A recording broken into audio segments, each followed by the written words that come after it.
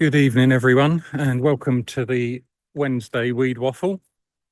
I'm your host, Gav Forager, and whether you've come to us through Found Food or Forage Box, you are very welcome.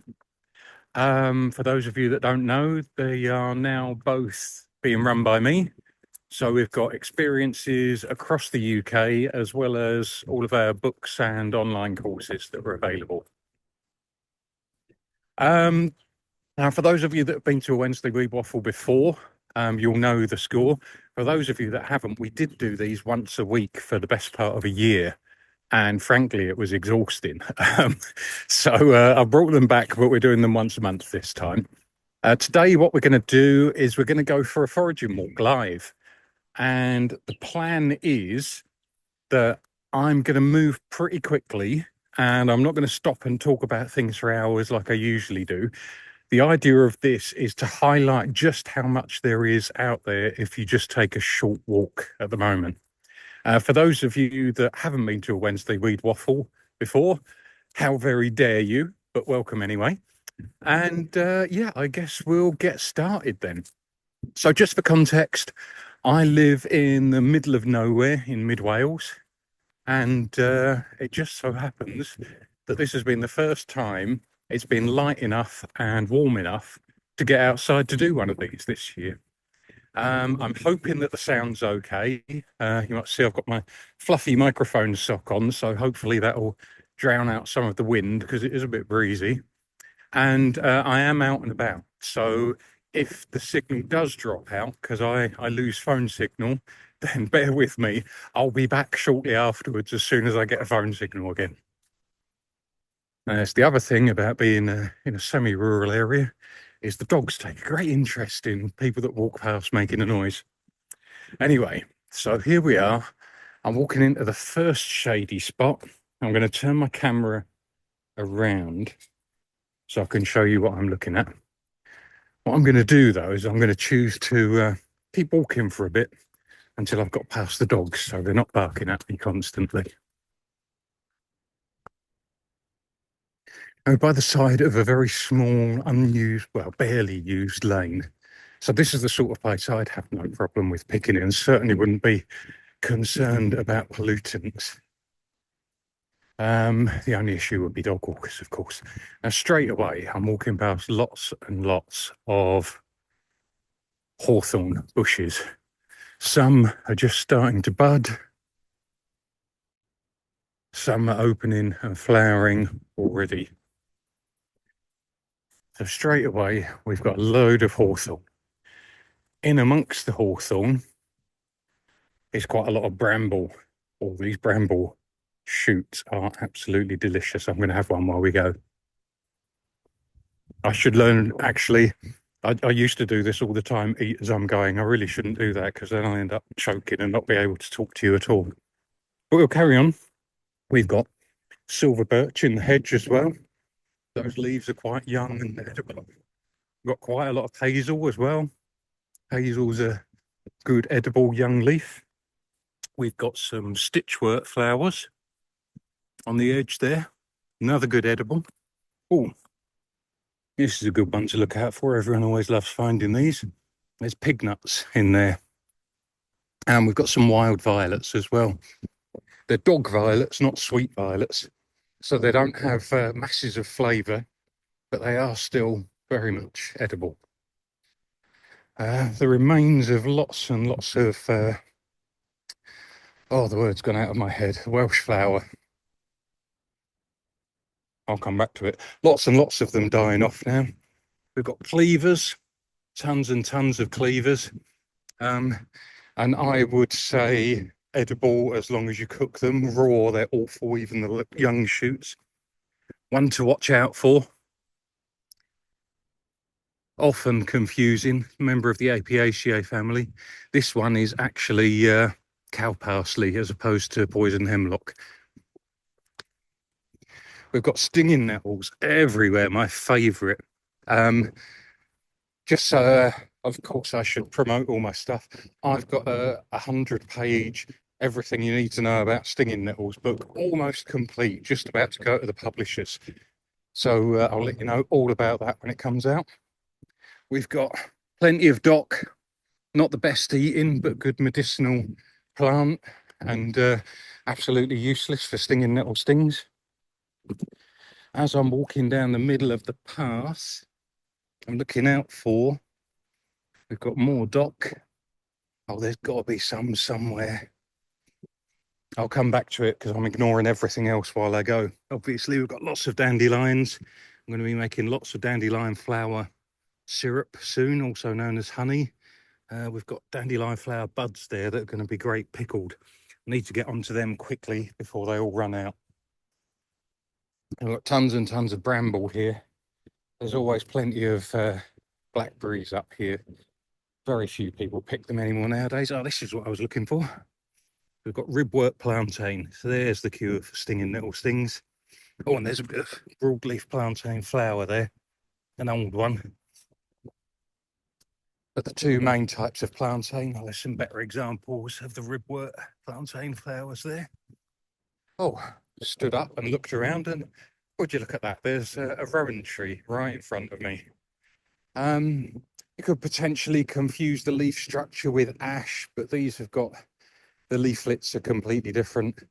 The flowers, obviously ash doesn't have flowers, anything like this, and I'm sorry we don't have smell-o-vision, but they smell absolutely delicious. They smell like oh, marzipan, that's the thing. Marzipan, they've got that almond smell, absolutely lovely.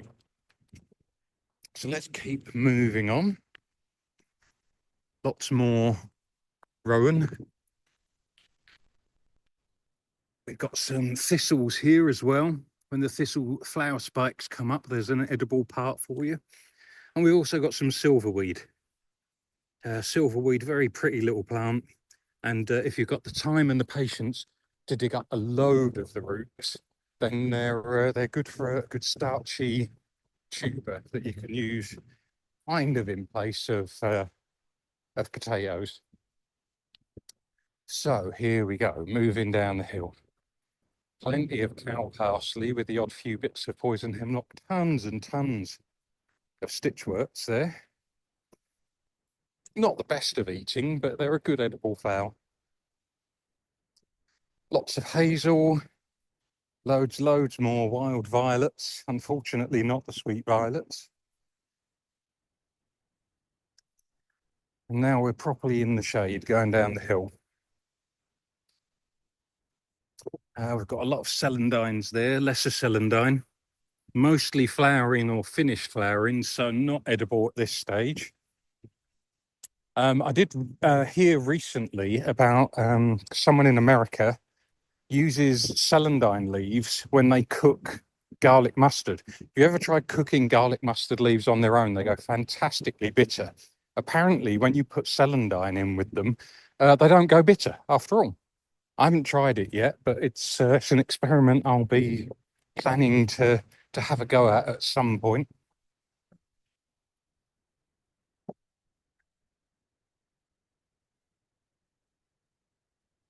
Now, I do recognise that I am, oh, something different.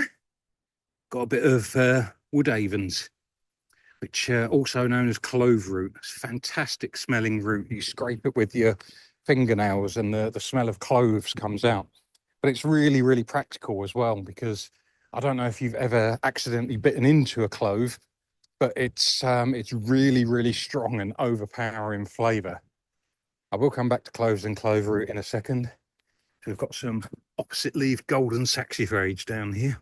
Good salad filler. Yeah, so clove root. Yeah, cloves are too overpowering if you accidentally bite into them. And I remember my grandmother making desserts. She always put things like studded oranges in, studded with cloves. Whereas if you use clove root, what happens, you chop it up and it dissolves into the food. So you still get that gentle flavour of cloves, but you've got nothing to bite into that's overpowering and unpleasant.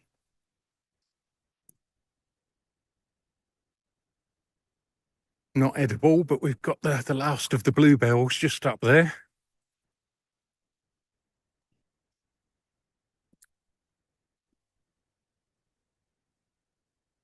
I am very fortunate to have this beautiful spot right on my doorstep. But if it helps to anyone who's stuck in an urban environment, I used to live in Waltham Abbey in Essex, right on the edge of London, which was urban to say the least. But we still went out and taught foraging.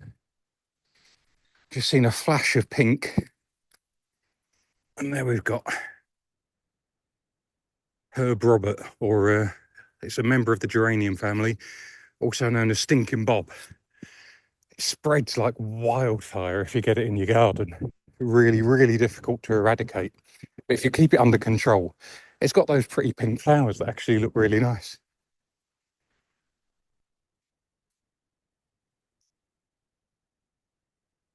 I'm pretty sure no one will recognise where I am exactly, so I don't mind saying that this is one of my favourite spots for chanterelles. Obviously, a wrong time of year at the moment, but later on in the year, this tiny little wooded area to my right, absolutely full of amethyst chanterelles, which are rare in general, but in this spot, thousands of them, so I don't have to worry about picking them. On one of these trees, can't remember which, usually covered in honey fungus as well, which is quite handy. So we're moving uphill out into the open area now. Lots and lots of hedgerows full of hawthorn, lots of hazel trees. Still got the stitchworts, the bluebells, the violets. We've actually got an odd few bilberry bushes in here as well. But because of where they are, they never grow very much and never produce fruit. I don't think I've ever even seen them flowering, to be honest. But they seem to manage okay. Plenty of dandelion flowers. Oh, here's a good one. Foxglove popping up just by the side here. It's a beautiful plant, well worth knowing, but obviously, as I'm sure you're all aware, not a wild edible, very, very dangerous. The toxins in foxglove have been isolated and chemically reproduced and are used for heart treatments. I believe they speed your heart up if you had them raw to the point where you'd have a heart attack. So yeah, good medicine if it's synthesized in a laboratory, not so good if you find it by the side of the road. Now, I've stopped here because this is one of my absolute favourites. Do you know what? If you listed all my absolute favourites, you'd have a book full. But this is rose bay willow herb. At this age, you can actually pick the tops of the shoots and eat them raw. And they're quite nice. Quite sort of spring green tasting. The leaves can be picked, fermented, dehydrated and used as a tea substitute. And you probably hear the whole substitute thing quite a lot. But honestly, rose bay willow herb leaves, the only thing about them that's different to normal black tea that you buy from the supermarket is that they're a stronger flavour. So use less of them, you get something that's exactly like supermarket tea, but with naturally no caffeine, and also they're free, which is always a bonus. So I've stopped here because we have garlic mustard, a jack by the hedge, absolutely beautiful structural plant when it's like this, grows up nice and tall. It's got the cross-headed flowers. They used to be known as the cruciferae family because they're cruciform flowers until they found out that some in the family don't have that flower shape. So now they're brassicaceae. And you can see just underneath the flowers is the seed pods, which tells you that it's definitely one of the brassicas because it has that distinctive seed pod that sticks out and up. And later on in the year, when they start to form seeds inside the pods, they're absolutely delicious. They're like a sweet mustard flavour. There's me said that I'm going to do a whistle-stop tour and not stop and talk about things. I can't help myself. It's a fascinating subject. Now, while we're going past all of this, you might have noticed a lot of these things. I'm going to pull some off so I can put them against the background. Now, these things that look like a sort of darker, taller coloured grass, they're known as soft rush. Now, I've got a bit of an obsession with soft rushes at the moment. Usually in the UK, we talk about them in terms of they indicate wet ground, so don't pitch your tent there, or you can dip them in your bacon fat after you've been cooking and use them as a candle. Excuse me. There's even stories of people stripping out the inside and leaving the hard end and using them to stitch materials back together. I don't think they're that tough personally, but I'm sure someone's managed it at some point. Anyway, I found out that these are the exact same species that are known in Japan as, I'll probably get this wrong, Ogusa, something like that. And what they do in Japan is they take the young growth like this, blanch it, so drop it in hot water for 30 seconds to a minute, straight into iced water. What the iced water does is it stops it from cooking any further, but so it allows it to keep its colour. Then you dehydrate it and grind it up into a powder. And what you've got when you've done that is the equivalent of matcha. And it's been tested in the laboratory, and actually it's got more nutrients and more goodness, more antioxidants in it than your average matcha that you buy from a shop. And this stuff is everywhere. It's free, and you can just go and get it and help yourself rather than wasting your money on stuff from the shops. So an amazing one to look out for. Oh, well, I spotted it. I'm actually going to come back and take pictures of that because I'm not entirely sure what it was. I know what I thought it was. Yeah, definitely not what I thought it was. Oh, but things happen. Even if I had 3 lifetimes, I wouldn't know all there is to know. So it's always something new to find.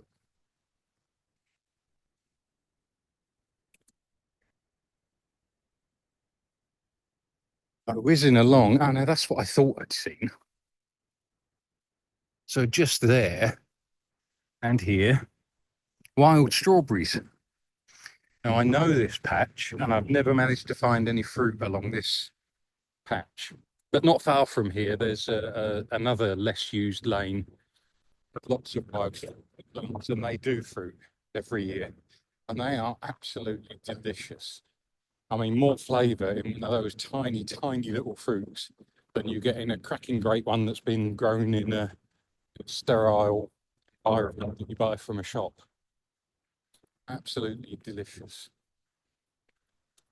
We've got apple tree here.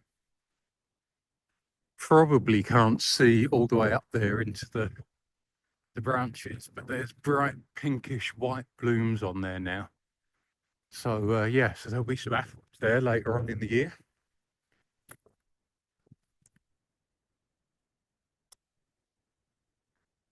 There's not much of this left around here nowadays. Oh, nowadays, at this time of year. This is a spring cress, the Americans call it. Unfortunately, we call it bitter cress, hairy bitter cress. It's neither hairy nor bitter. Absolutely delicious.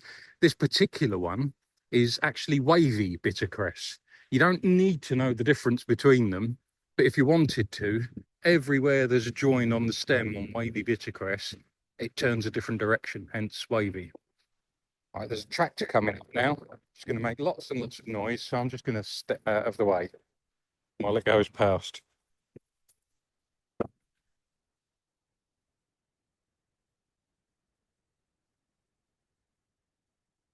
Step out of the way and right into the middle of a big patch of meadowsweet. Another rose family plant. Meadowsweet is a very pretty plant when it flowers, has these creamy white clusters of flowers. But when it's in leaf like this, give the leaves a bit of a squish and a sniff, and they've got the most amazing smell. Absolutely delicious. It reminds me of germline. Some people say TCP. It's got that medicinal smell back there. Now, I know people that love to eat sweet and drink drinks made with meadow sweet. I can't do it because I can't get that association with germline out of my head, so I'm afraid I can never manage to do it. There's a dog rose plant. Not ready to flower just yet, but you can see the old rose hips from last year. I'd harvested so many, I didn't eat the few that were on there.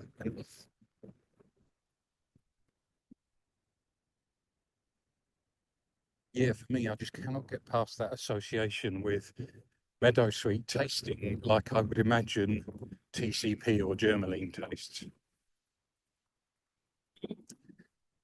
No, but I haven't put that in anyone else's head who was quite happy to try it. Lots of brown bottle, meadowsweet, fox gloves, sheep. I think some trees and some bushes.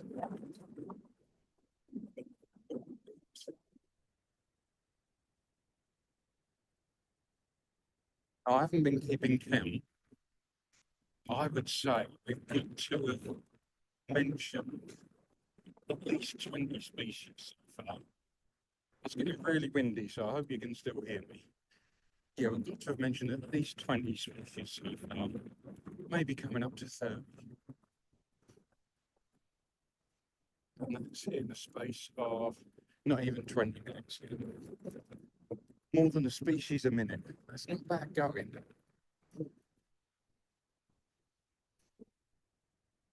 Meadowsweet,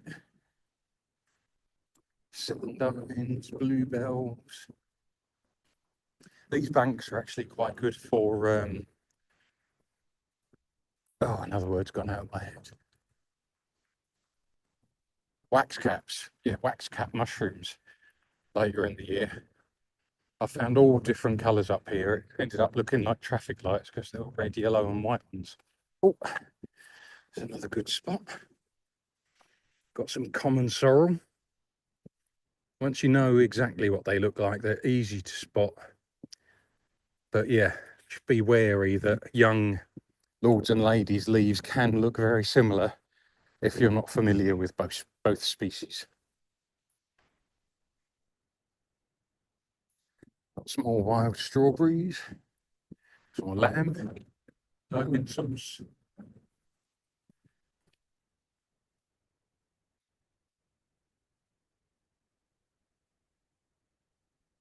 I mean, the lambs are quite inquisitive, but sheep are skittish and afraid of people.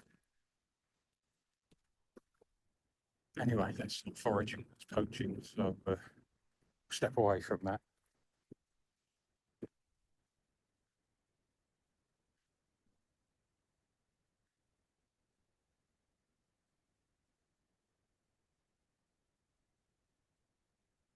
Polly says even cleavers is tolerable if steamed with any allium.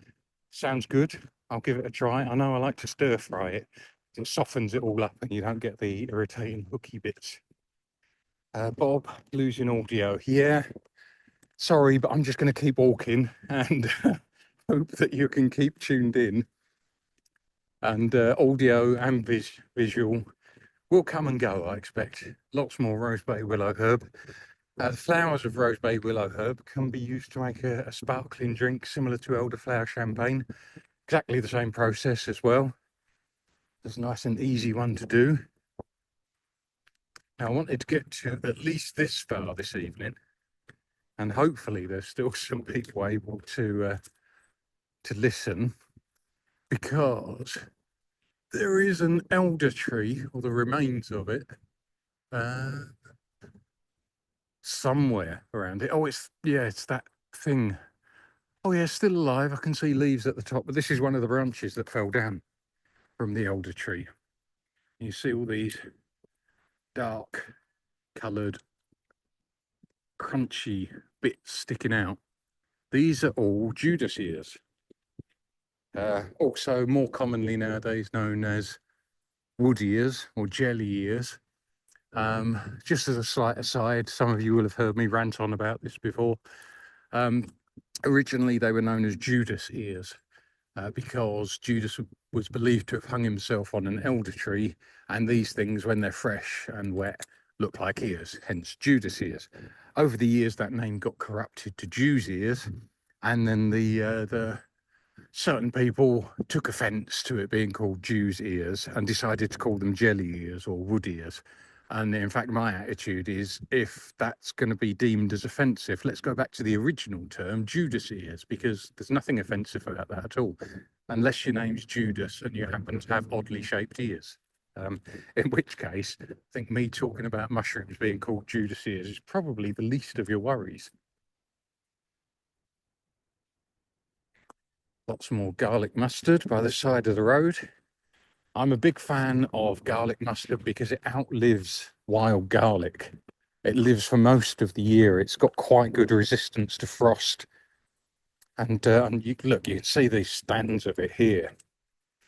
Absolutely beautiful. And tons of greenery to eat there. Now, I'm a big fan of it because the seeds, when they're ripe, mature rather, are very, very like a fiery mustard. When they're younger green seeds, they're more like a sweet mustard.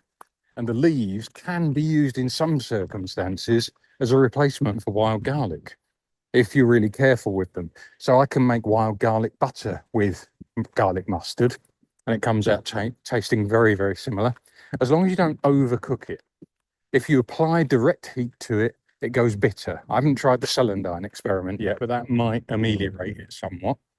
But if you apply gentle heat to it, so stir it into a risotto or some pasta or mashed potato as you're about to serve, then it doesn't affect it that much. It doesn't get rid of the lovely garlic flavour.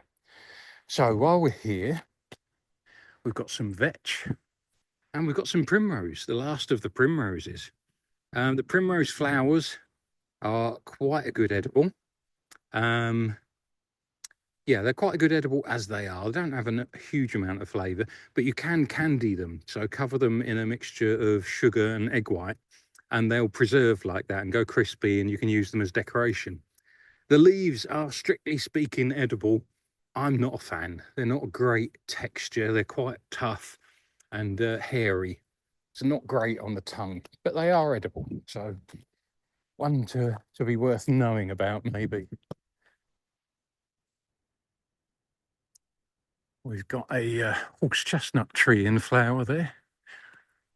Useful for crafting, not so useful for eating. Oh, I'm slowing down a bit now. This is a steep uphill. We've got a holly bush there.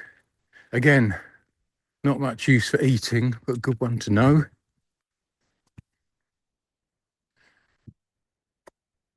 That kind of ties into my attitude with a lot of wild food. It's not always about knowing what you can eat. A lot of the time, it's about knowing what you can't eat. Also, I'll show you this hazel tree. I was always told that hazels grow like that because they're coppiced. They're chopped down and new shoots grow, and then you use the hazel stems for craft or building. But actually, they grow like that in the wild. So, yeah, they probably are like that because they've been coppiced sometimes, but they do it all on their own as well.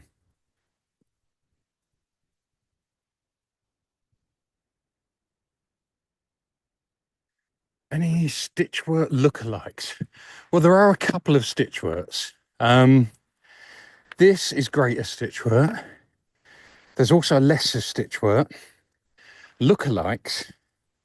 If you're looking at the flowers, excuse me while I'm out of breath.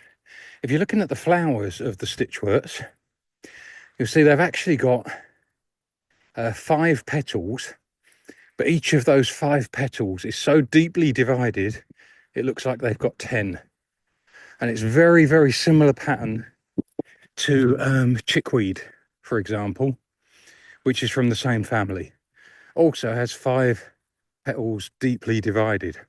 However, yeah, they're apart from the flowers, they're nothing like alike. You can see the leaves of this stitchwort are long and thin and narrow. The leaves of chickweed are much smaller and rounder. So, yes, Bob, there are lookalikes, but nothing that you really need to worry about. Bob, fiddlehead ferns, no, they don't grow naturally in the UK. There are ferns and bracken here, but all of the native ferns and bracken in the UK are carcinogenic. So yeah, don't be tempted to fry up some fiddleheads because yeah, they're carcinogenic in the UK. We don't have that species over here. It's only in North America and Canada, I think. But while we are on this spot, got a little patch of bilberry. So you've got the old, thicker stems there. We've got a nice, lush growth there. Again, because of the spot it's in, it doesn't get enough sun to produce flowers and fruit. There are plenty of places around Wales where you can get lots and lots of bilberries, but this isn't one of them. Okay, so speaking about ferns, this is bracken fern. Oh, look, and there's what you might think of as a fiddlehead. If anyone else was wondering what the hell I was talking about. You see young ferns and bracken, they start to grow like this before they unfurl. And there's a particular species that you can fry and eat, but like I say, they don't grow in the UK. This would potentially increase your chances of getting cancer if you started cooking and eating these. So yeah, best stay away from those.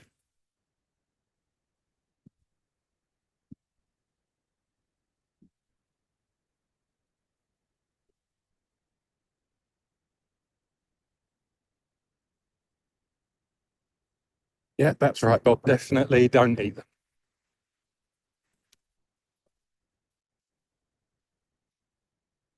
And for anyone who hasn't got scenery like this, just outside their front door, I just want to apologise because on days like today, I wouldn't want to be anywhere else. Absolutely stunning. Do you know what's great about Mid Wales? Is North Wales, you've got the Snowdonia Range. South Wales, you've got the Brecon Beacons. And yes, I know they've got new Welsh names, but let's not worry about that right now. But they're all full of people. They're tourist attractions. In Mid Wales, we've got some of the best hills and mountains and no people. It's fantastic. Oh, we're here. Spotted another interesting little plant. You see these tiny purple flowers? I'm going to delve into this for a minute. So these tiny purple flowers look like 5 petals, but the top 2 are fused together and the bottom 3 are fused together to form a sort of funnel. And that tells you there's a good chance that this is a member of the mint family. So I'm going to grab a stem, look a bit deeper. And yes, as I turn it between my fingers, it's got 4 flat sides to it. And you can see it's hairy too. Now, one other thing about the mint family is they tend to be aromatic. Let's give this a squish up. And it can be a really good way of identifying the plant that you've got. Oh yes, this is very minty. So we've got a type of mint. Not ground ivy, which looks very similar, but has a very, very different smell. And not one of the non-smelling mint families. We've got mint growing on the side. Actually, coming back to identify that exactly. Yeah, I'll get a precise identification, work out exactly which member of the mint family it is, and it's for making cocktails. Yes, that's right, lambs. I'll be making cocktails, and you can't have any because you're a lamb.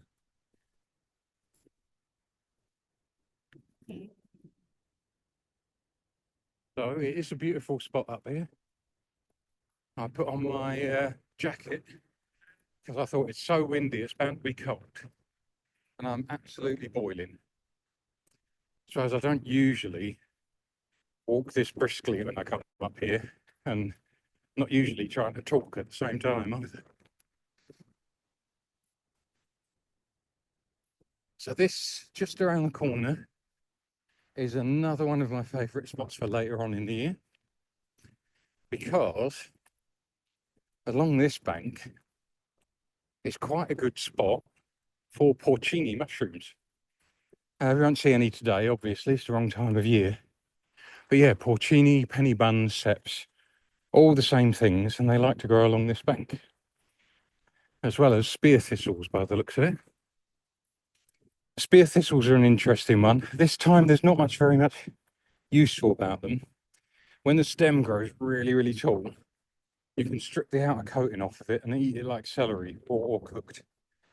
Also, at the base of the flower, you cut all the spikes and the flowers away. It's a sort of probably about a two-penny piece size bit at the bottom, which is almost pure carbohydrates and tastes just like peanuts. Now, we're walking past a lot of evergreen coniferous trees. Now, I'm not going to ruin what I'm going to go into talk into in a later episode, but I'm going to tell you that I can look at this straight away and say it's not you, and it is a native, which means that I can pick these young growths off and eat them straight off the tree. And oh my God, it's like eating a handful of vitamin C, like a condensed citrus fruit. It's amazing. While I'm here, I've just spotted a bunch of yarrow. Don't think it survives very well here. There's fields down by the river where it does really, really well. But yarrow is I won't go into all the details. I promised I wasn't going to do that. But yarrow is a good herb. You can chop it up and use it in place of things like parsley, chervil, the sort of herbs that you would use for white sauce for fish or for chicken. It's got quite a complex flavour of its own. It's difficult to compare it to something else, but definitely give it a try when you see yarrow. Really, really good for you as well. Oh, I can't get the flavour of that. Those young buds out my mouth. Absolutely amazing. My mouth's watering like crazy.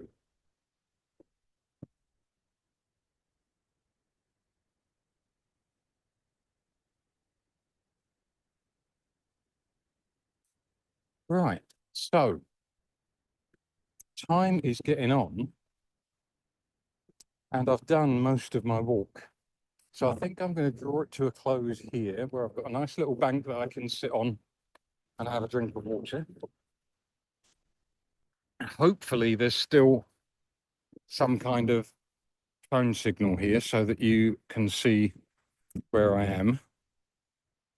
Is ground ivy okay to eat? Ground ivy is more than okay to eat, Bob. Ground ivy is amazing to eat. Yeah, it's got an incredibly intense flavor. So on its own, you probably wouldn't chew on a lot of it because it's so intense. But in cooking, it's fantastic because that flavor mellows and deepens and becomes less overpowering. It's actually it's got a weird flavor. It's a cross somewhere between mint and meat. So if you're a former meat eater that remembers the taste of meat and quite likes it, you can make a lovely sort of gravy sauce type thing from ground ivy that's got quite a meaty flavor. Absolutely delicious. But you can use it in savory sweet things as well because of its mint associations. So yeah, really, really, really, really versatile and lovely tasting plant that is. So yes, that's the chats. What I'm going to do now is sit here, take my hat off in the sun. I'm going to turn the camera around so I can see what's going on. If you've got any questions or you'd like to shout out, it doesn't have to be to do with what we've looked at today. You can shout out and ask anything you like within reason. And I'll try to answer if I can.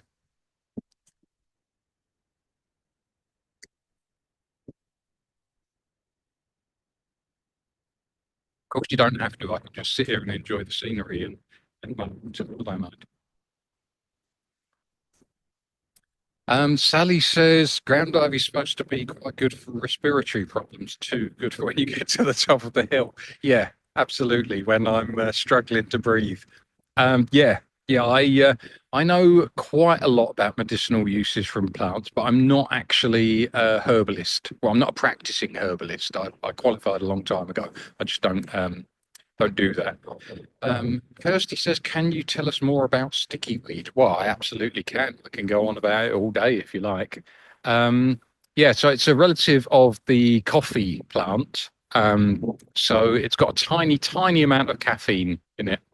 if you're going to make food and drinks from it, you should be aware of that, but also not too worried about it. I think I might be getting the numbers wrong, but the proportions are about right. I think if there's something like 2,500 micrograms of caffeic acid in your coffee, there's about 10 in cleavers. So 10 to 2,500.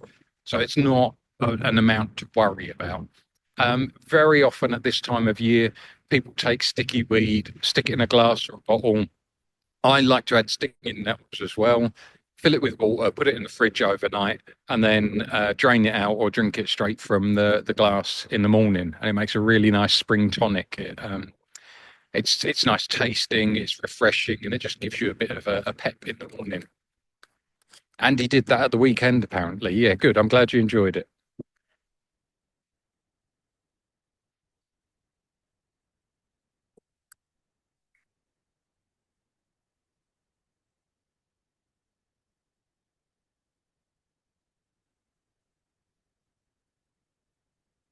Another thing you can do with sticky weed, if you want the medicinal benefits from it all year round, is if you've got oh, I get this the right way around.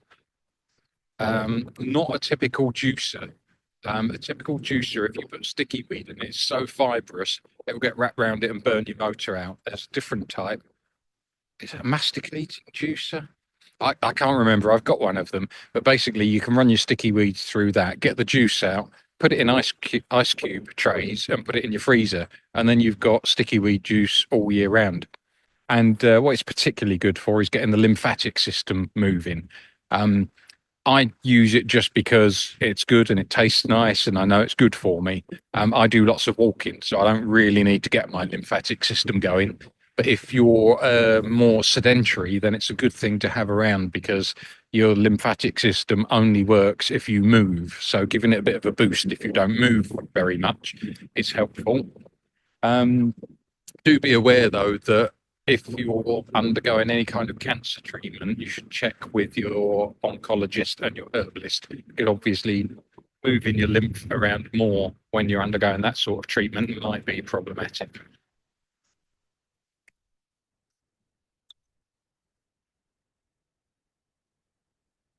So, Bob says, "How do you do dandelion coffee?" Um, it's an incredibly simple process, but it does take a bit of time and a bit of faff. So you need to dig up dandelion roots, give them a good clean, chop them into about 1 centimeter chunks, put them in the oven um, to dry out really to begin with. You want it on the lowest temperature with the door ajar and probably between half an hour and an hour, but keep an eye on them. You can do the drying out bit while it's in a dehydrator, but if you're going to use the oven, you might as well get on with it. Yeah, so dandelion roots, you dried them out. Then what you do is you put them in the oven with the door closed on the lowest temperature for about the same amount of time, 40 minutes or so. Again, keeping an eye on it because they burn really, really quickly. They go from perfectly fine to burn like that. So you have to keep an eye on them. And then when they're completely done, you've got roasted dandelion roots. At that point, you can infuse them in water to make a coffee substitute, or you can eat them as they are. They're quite nice tasting. I drink it all the time. Bob says, is it best when in flower? Actually, no, the opposite. It's best when it's not in flower. So you want to get it in the spring before it flowers, or in the autumn after it's finished flowering. What that is when the plant is just leaves, it's absorbing the sunlight and storing it as energy in the root. So when it flowers, it's using that energy to produce the flower and the seeds. You can still do it when it's in flower, but it'll be less sweet and slightly more bitter. Or you can dip them in chocolate. Yes, you can, pop, and you can make a coffee-like cake out of them as well. Absolutely delicious, and they are packed with flavour as well. I put a couple of tablespoons in a French press to make my coffee-like drink. I'll have 2 cups out of that, and then top it up with hot water and have 2 more cups, which are just as strongly flavoured. And then with what's left, I give that to my missus, and she makes cakes and creams and ice creams and things with it. So there's tons and tons of flavour in them. Um, Kirsty says, can you eat the Judas ears? Absolutely, yes. Um, they're used quite a lot in Asian cuisine as a thickener for sauces, but you can just eat them as is. Again, those are also good dipped in chocolate after you've cooked them gently. Bob says, what was that mocktail you did me with dandelion coffee? I can't remember. I'll have to look it up and find out for you. Yes, Malvina, dandelion coffee is naturally caffeine free. Andy says, made some wild garlic salt, dehydrated wild garlic. Yes, absolutely brilliant. Um, Wild garlic salt does store longer than wild garlic pesto, but wild garlic pesto can go in the freezer, so that can keep pretty much all year round as well. Cameron says everything is good dipped in chocolate. Yeah, you can't tell Cameron's a chef, can you? Hi.